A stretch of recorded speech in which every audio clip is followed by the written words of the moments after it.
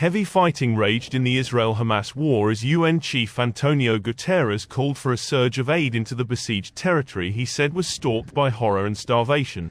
Guterres, on a visit to Egypt, urged an end to the non-stop nightmare endured by Gaza's 2.4 million people since Hamas sparked the territory's worst-ever war with its October 7th attack on Israel.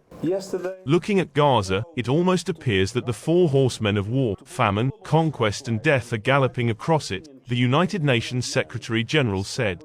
As UN and other aid agencies have warned of the threat of famine in Gaza, Guterres urged Israel to allow in more humanitarian aid via the Rafah border crossing where trucks were queued up.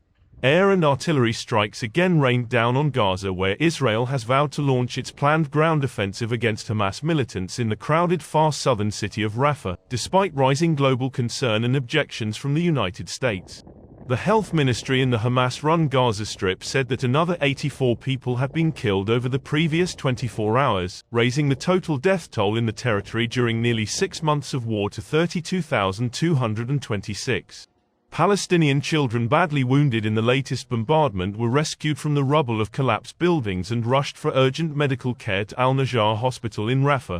Israel's military blasted back on social media, saying the UN should scale up its logistics and stop blaming Israel for its own failures. Combat has flared for almost a week in and around Gaza's biggest hospital complex, Gaza City's Al-Shifa, which has been a refuge for displaced people and where Israel says Palestinian militants have been hiding out. The Hamas government media office said 190 people had been killed in the Al-Shifa operation, and 30 nearby buildings destroyed.